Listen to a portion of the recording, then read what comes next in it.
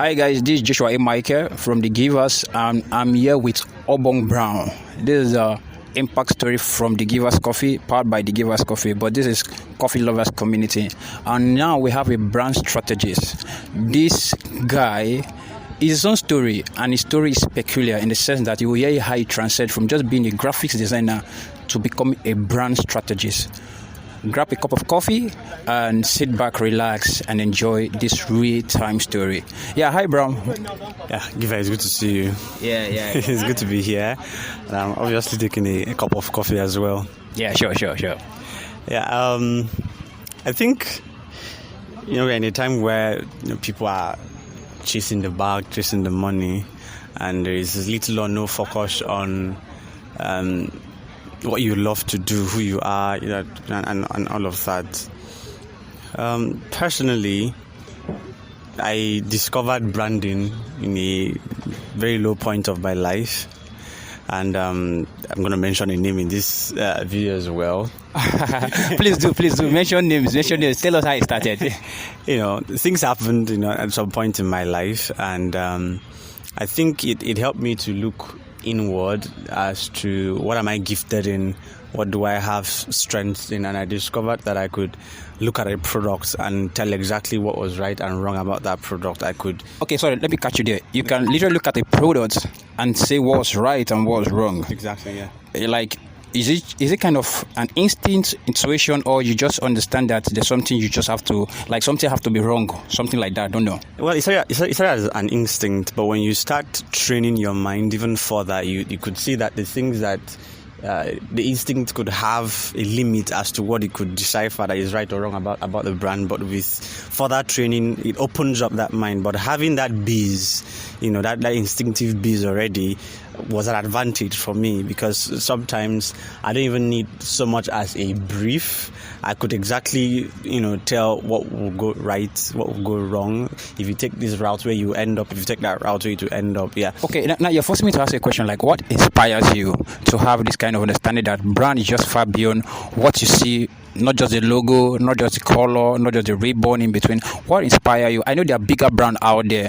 We have the Louis Vuitton, we have the Coca-Cola, which is have been like our grandfather. We have even Starbucks, because we're in the coffee shop. This community are really, these are great brands. When you look at them, you just, even if they're in your bucket list, you want to own a Ferrari in the future. If you don't have one now, you want to test from Starbucks, you don't have one now. And very soon, maybe you want to test from the Giver, because now you have one now already. Exactly. So what is with your name on it? Yeah, what inspires you? Let me hear your story from going to brand strategizing and just leaving the mere graphics. Yeah, what inspires you? I credit my deeper desire to the person that taught me branding. That's Gideon Thompson. I think he's Mr. Gideon Thompson. Yeah. I know him very well. Yeah, that's true. Man that opened the floodgates of knowledge in brand strategy for me, and I think I've just been growing step by step from there. But what piques me is originality. So it is that whatever brand I'm working on, I think the clients can have a certainty that this is original. Like it's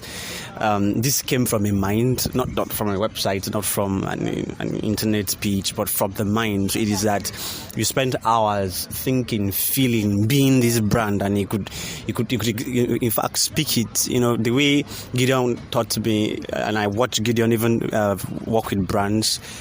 Gideon could feel the pain of the brand when it's not going well. He could feel the joy of the brand when it's going well. And I think that also helped me, because when I speak with clients, some clients end up telling me that it looks as though I love the brand more than they who are the owners. I think that's the point you need to get to in brand strategy, so that you can fully communicate things about it. Yeah. Brand have said it all. It grew out of love. To be frank with you, I must testify of this. The Givers Coffee, when we started out like with the blueprint and all, just the first raw idea, is the first person I met in the city of Uyo. So like, this is what I have in my head. And let me tell you, let me show you something here, guys. Look at this, our logo here. Look at this logo. He designed it. So when I shared with him what I have in my mind, he was able to interpret it and give me a logo. And people look at me and like, when they see our logo, they ask us, your vision is like you want to become the next Starbucks in Africa. I tell them, how do you know? They say, from just the look of my logo. And this is a man that designed that logo. You understand? So that's his inspiration. In fact, that's his story already. So brand, your inspiration has caught. So what are the challenges? Yeah, so branding is something that is difficult to get some people to buy because there are a lot of superficial things. So I mean, just when you're talking about a logo, but to me, it wasn't the logo. It was that conversation we had at, I think, somewhere around Odoma. Yeah, Tropicana, precisely Tropicana. Conversation. It wasn't elements and just picking up vectors, putting them together, and no, it was the conversation, the vision, and being able to communicate that, with elements and letters. So it's far beyond just get something fine to me. I think that the real challenge is getting clients to come to the place where they understand that a logo can be fine, but it's not functional. Whoa, let me hear you. He said a logo can be fine, but it's not functional. So I don't know if that Chelsea logo there that is fine, no. Or the Man U logo that is fine, no. Or the Arsenal look like a gun, no. It might not be functional, but Arsenal is functional. So let's back to what we were saying. The challenges. Is that something? It might be fine, but it's not functional. I told you, take a cup of coffee, sit back, relax. This guy going to blow you off. Yes, so that's the first challenge. So is that there is a superficial understanding of what branding is.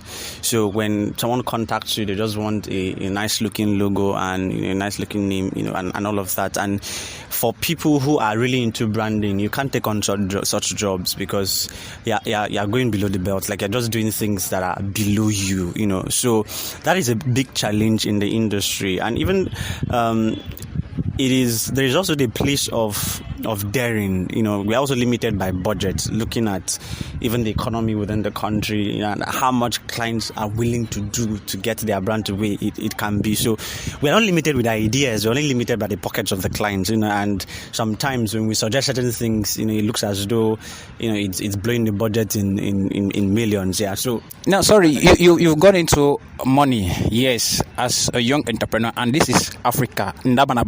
This Africa, money has always been our problem. But sometimes we say money, but out there will come out and say money is not a problem. You just said something now. Now, part of the challenge, if you want to pick one, is the way they pay brand strategies. Or are you saying this startup entrepreneurs or these founders, they don't have what it takes to build robust brand for themselves? They don't have the finance, or they don't have somebody that will interpret what they have in mind, or as a growing maybe brand strategies, they can't afford those people. Is that what you're trying? Let us clarify that point. It's a mix of many of those elements. Sometimes you find that you can create a very great brand, but the economic conditions is difficult for you to launch that brand because there's not enough education as to what that product is offering. It's about the pitfalls, the failures you encounter in doing what you do and under brand strategizing for people. Let's hear you. Yeah, so I would focus mainly on the unavailability of the required manpower to execute, to create and even execute the strategy. That's something that I really suffered from early in my career, and even sometimes I suffered from it here and there, particularly because there's a perfection syndrome that affects a lot of brand strategies. They know exactly what they want to do, and when we don't get it, when we don't get exactly, it kind of like distorts the entire thing. So that manpower has always been a problem, and it can lead to client satisfaction, and all of that, and even some clients pulling out at the end of the day. But as you grow, you begin to identify people that you can always work with. So when projects come, you just have to put them on call, and you can get them to do the things they have to. Okay, that's the solution.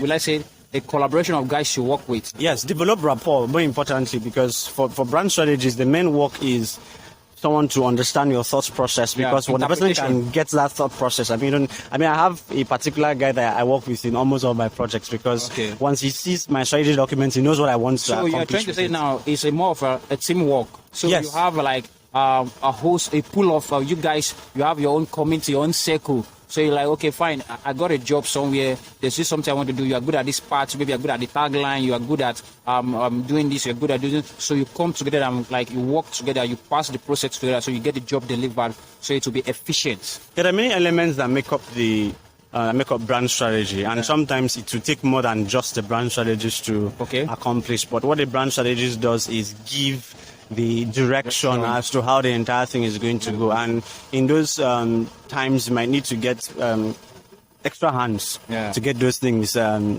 The entire journey, because it's been a journey of growth, I would say, because we started with just looking back, look at how you started, look at the projects you've been able to do, look at how you've been able to stretch yourself to get, to do some of the things you've done. So I think the success for a brand strategist is, to me, is that journey. You can never get to that point where you say that satisfaction. Yeah, that is satisfying, because the mind of the brand strategist, there are a lot of things that go on, and you want to be able to best it. So until you can best a project from start to finish exactly as you imagine it, you'll never be satisfied. Yeah, has it been paying? Is there money? Is there money? Is there money? I mean, definitely. Because sometimes you can be just a big name, you'll be carrying big name, you don't have money. It's an industry that I mean, there's definitely money inside. But I wouldn't advise anyone to come into that industry if it doesn't have the required creativity skill that you need, because it's a very competitive industry. You need to think well to be able to make I thought it's just like if you just own a laptop, you are part of them. No, I don't think so. It's far from that. I mean, I'm not sure I owned a laptop when I started my brand strategy. I didn't have a laptop. He doesn't have a laptop. I thought I don't have a laptop, but now he has a laptop. Okay, wow, this is really interesting. I would say. But for